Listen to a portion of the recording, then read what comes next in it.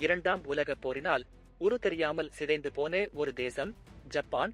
உலக நாடுகளில் அது புரிந்த அட்டூழியங்களுக்கு அமெரிக்கா அணுகுண்டுகள் மூலம் பதிலடி கொடுத்த போது, இனி பல தலைமுறைகளுக்கு அந்த தேசம் தலையெடுக்க முடியாது என்றுதான் உலகம் எண்ணியது. ஆனால் போரில் தோற்றாலும் பொருளாதாரத்தில் தோற்க விரும்பாத ஜப்பானியர்கள் தன்னம்பிக்கையையும் உழைப்பையும் உரமாக விதைத்தனர். ஜப்பானிய மண்ணில் ஒரு சில தலைவர்கள் மட்டுமல்ல, ஒரு தேசமே தன்னம்பிக்கையோடு எழுந்து நின்று போர் முனையில் காட்டிய வேகத்தை நாட்டை சீரமைப்பதிலும் காட்டியது.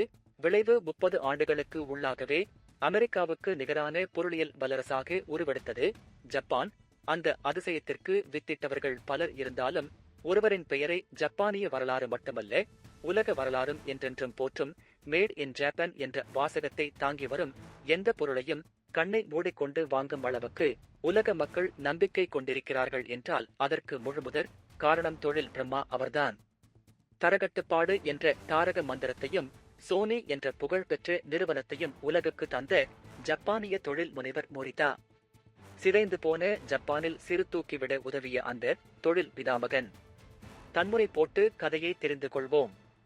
1921ஆம் ஆண்டு ஜனவரி 26 தேதி ஜப்பானின் மெஹோயா நகரில் குடும்பத்தின் மூத்த பிள்ளையாக பிறந்தார் மொரிட்டா. 400 ஆண்டுகளுக்கு மேலாக சாக்கே எனப்படும் ஜப்பானிய மதுபானம் தயாரிக்கும் தொழிலில் ஈடுபட்டிருந்தது அவரது குடும்பம். மொரிட்டாவும் அதே தொழிலை செய்ய வேண்டும் என அவரது தந்தை விரும்பினார். அதனால் பள்ளியில் படித்த போதே மொரிட்டாவை நிறுவன கூட்டங்களில் கலந்து கொள்ளச் செய்தார். பள்ளியில் கணிதமும் இயற்பியலுள் அவருக்கு மிக பிடித்த பாடங்களாக இருந்தன.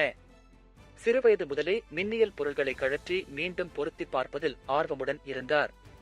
பள்ளி படிப்பை முடித்ததும் ஒசாகா இம்பீரியல் பல்கலைக்கழகத்தில் சேர்ந்து இயற்பியலில் பட்டம் பெற்றார். பட்டப்படிப்பு முடிந்ததும் ஜப்பானிய கடற்படையில் அதிகாரியாக பணியாற்றினார். அந்த சமயத்தில் மசாரு இபுகா என்ற பொருளியல் வல்லுநருடன் நட்பு ஏற்பட்டது. இரண்டாம் உலகப் போர் முடிந்ததும் 14 தலைமுறையாக செய்யப்பட்டு வந்த தன் குடும்ப தொழிலாயினும் வளர்ச்சிக்கு இடமில்லாத மதுபான தொழிலை செய்ய அவருக்கு விருப்பமில்லை. மாறாக உலகத்தையே தன் பக்கமும் ஜப்பான் பக்கமும் திரும்ப வைக்க வேண்டும் என்ற நெருப்பு அவருக்குள் கனன்று கொண்டிருந்தது.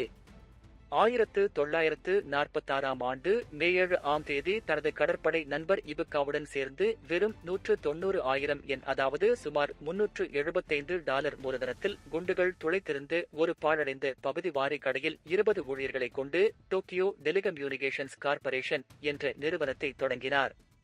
அப்போது அவருக்கு வயது 25 முதல் நாளிலிருந்தே தொழில்நுட்ப ஆய்விலும் புதிய பொருள் உருவாக்கத்திலும் இபுகா கவனம் செலுத்த விற்பனை, உலகமயமாதல், நிதி, மனிதவளம் ஆகியவற்றில் கவனம் செலுத்தினார் மொரிட்டா. அந்த நிறுவனம் உருவாக்கிய முதல் ஒலிப்பதிவு கருவியை உருவாக்கியது. மிகப்பெரியதாக இருந்தது. மேலும் போருக்கு பிந்திய காலம் என்பதால் அதிகம் பணம் கொடுத்து வாங்கும் நிலையிலும் ஜப்பானியர்கள் இல்லை. எனவே மொரிட்டா அமெரிக்காவின் பெல் லேப்ஸ் நிறுவனத்திடமிருந்து வானொலிக்கான டிரான்சிஸ்டருக்கான உரிமம் பெற்று சட்டைப்பையில் வைக்கக்கூடிய அளவிலான சிறியதாக வானொலியை உருவாக்கினார். அமெரிக்காவிடமிருந்து பெற்ற தொழில்நுட்பத்தை கொண்டு புதிய பொருளை உருவாக்கி அமெரிக்கர்களுக்கே விற்பனை செய்யும் அந்த திட்டம் கைமேல் பலன் தந்தது. சட்டைப்பை வானொலி அமோக வரவேற்பை பெற்றது. அதற்கு காரணம் தரக்கட்டுப்பாடுக்கு மொரிட்டா கொடுத்த முக்கியத்துவமும் தரக்கட்டுப்பாடுக்கென்றே ஒரு தனித்துறையை உருவாக்கியதுதான். தங்கள் பொருள்களுக்கு ஜப்பான் மட்டுமல்ல, உலகமே சந்தையாக வேண்டும் என விரும்பினார். அதனால் ஊழியர்களுடன் சேர்ந்து அனைவரும் எளிதில் சொல்லக்கூடிய ஒரு புதிய சொல்லை தேடி அகராதிகளை புரட்டினார்கள். அப்போது அவர்களுக்கு கிடைத்த சொல்தான் சோனஸ். இலத்தீன் மொழியில் சோனஸ் என்றால் ஒலி என்று பொருள். அந்த சொல்லையும் அப்போது அமெரிக்காவில் புகழ் பெற்றிருந்த சானி பாய்ஸ் என்ற இசைக்குழுவின் பெயரையும் இணைத்து 1958 நிறுவனத்தின் பெயரை சோனி கார்ப்பரேஷன் என்று மாற்றினார்.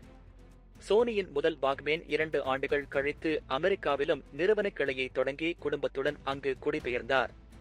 அதன் பிறகு வாடிக்கையாளர்கள் எதிர்பார்க்காத வகையில் மாறுபட்ட மின்னியல் பொருட்களை செய்வதில் மொரிட்டா ஈடுபட்டார். அவரது புத்தாக்க சிந்தனைகள் புதிய கலாச்சாரங்களையும் புதிய வாழ்க்கை முறைகளையும் உருவாக்கின. அவ்வாறு உருவானதே வாக்மேன் ஆகும்.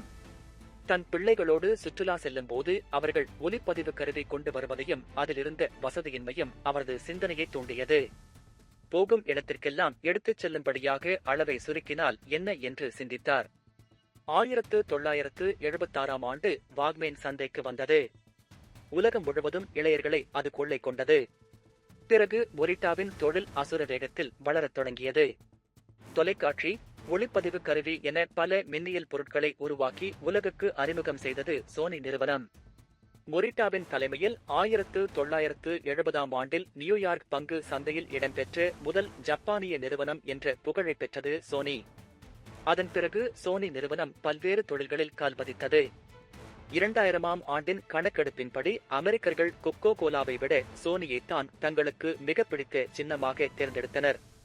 அமெரிக்காவில் மட்டுமல்ல, உலகம் முழுவதும் சோனி என்ற பெயர் புகழ் பெற்றது. நேரத்தை பொன் போல் கருதி கடுமையாக உழைத்த மொரிட்டா எப்போதுமே சுறுசுறுப்பாக இருப்பார். அவருக்கு 60 வயதான போது நீர்சறுக்கு, ஸ்கூபா, முக்குளிப்பு, டென்னிஸ் ஆகிய விளையாட்டுகளை கற்றுக்கொண்டார். ஓவியத்தையும் இசையையும் அதிகம் நேசித்தார். மொரிட்டாவுக்கு 72 வயதான போது ஒருநாள் காலை டென்னிஸ் விளையாடிக் கொண்டிருந்த போது வாதம் ஏற்பட்டது. உடல் நலம் பாதிக்கப்பட்ட அவர் எல்லா பொறுப்புகளிலிருந்தும் விலகினார். மொரிட்டாவின் நிறுவனம் முதலில் தயாரித்து வெளியிட்ட ஒலிப்பதிவு கருவி தரம் குறைவாக உள்ளது என்று குறை கோரி கடிதம் எழுதிய நொரியோ ஓஹா என்பவரிடம் சோனி நிறுவனத்தின் தலைமை பொறுப்பை ஒப்படைத்தார். குறை கண்டவரிடமே நிறை கண்டு அவரை உடனடியாக தன் நிறுவனத்தில் சேர்த்து கொண்டு பாதுகாத்து வளர்த்து பின்னர் அவரிடமே தன் தலைமை நிறுவன பொறுப்பை ஒப்படைத்தார் தொலைநோக்கு கொண்ட மொரிட்டா. தரம்தான் நிரந்தரம் என்பதை உலகுக்கு உணர்த்திய அக்கியோ மொரிட்டா 1999ஆம் ஆண்டு அக்டோபர் 3 தனது 78வது வயதில் டோக்கியோவில் காலமானார். அவர் இறந்தபோது பாக்ஸ் இதழ் வெளியிட்ட உலக பணக்காரர் பட்டியலில் அவருக்கு 386வது இடம் கிடைத்தது. அப்போது அவரின் சொத்தின் மதிப்பு $1300 மில்லியன். டைம் இதழ் வெளியிட்ட 20ஆம் நூற்றாண்டின் தலைசிறந்த தொழில் முனைவரின் பட்டியலில் அமெரிக்கர் அல்லாத ஒரே ஒருவர் அக்கியோ மொரிட்டாதான்.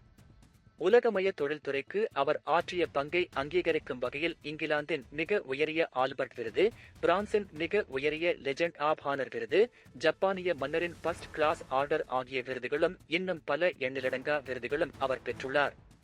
இவரது தன்வரலாற்று நூல் மேட் இன் ஜப்பான் என்பதாகும். 1966ஆம் ஆண்டில் அவர் நெவர் மைண்ட் ஸ்கூல் ரெக்கார்ட்ஸ் என்ற இன்னொரு புகழ்பெற்ற நூலையும் எழுதினார். அதில் வாழ்க்கையிலும் தொழிலிலும் வெற்றி பெற பள்ளியில் வாங்கும் மதிப்பெண்கள் முக்கியம் அல்ல என்று வாதிடுகிறார். அதாவது ஆர்வம்தான் படைப்புத்திறனுக்கான திறவுகோல் என்பது மொரிட்டா நமக்கு விட்டு சென்றிருக்கும் உன்னதமான பொன்மொழி.